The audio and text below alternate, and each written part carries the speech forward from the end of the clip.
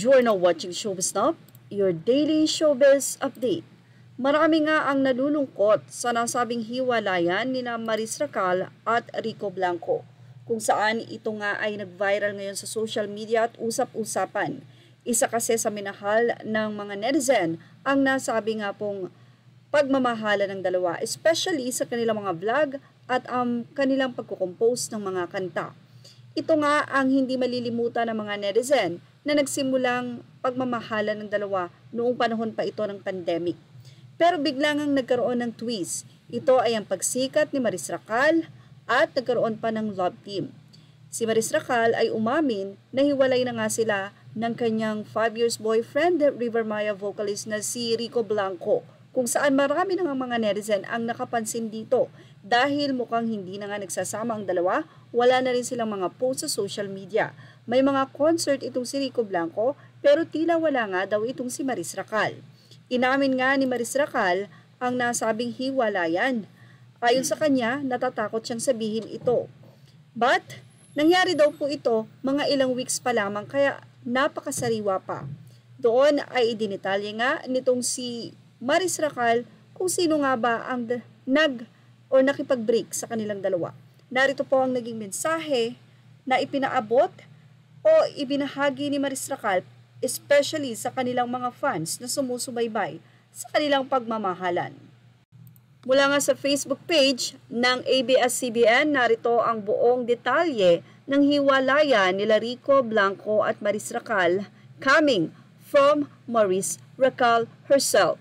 So 5 years namin together, we were always on the same page, but I don't know what happened to me. Maybe I turned to the next page and saw a new perspective sa life. I had vision of who I want to become, how I want to evolve.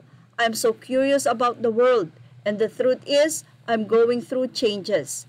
I told Rico about it. I told him my problems, my issues sa buhay, and he took it like a man.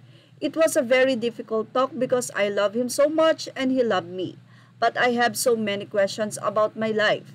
How will I go on sa buhay with him when I have so many questions about me and my sense of self?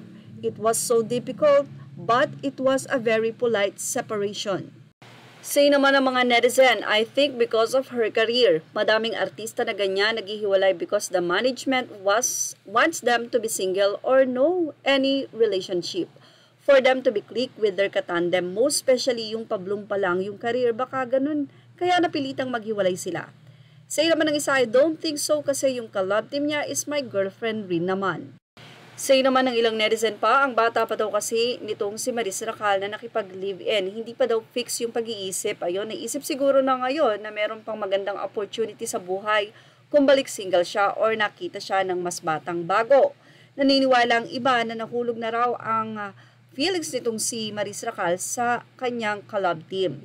Minahal na din daw ang katrabaho kasi laging kausap at lagi ring kasama. Anyway, ilang mga netizen ang nagsabi na kung mahal daw talaga ni Maris Racal itong si Rico Blanco, like yung kanilang relationship before, ay wala naman daw problema, especially napaka-supportive naman ni Rico para sa kanya. Maliban na lang daw talaga kung may change of heart itong si Maris Racal.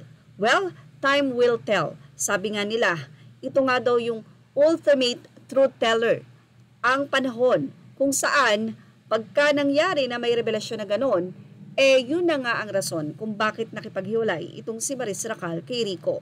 Marami ang nagsasabi na walang third party pero mga ilang buwan ay umaamin na nga na may ganito o may ganyan.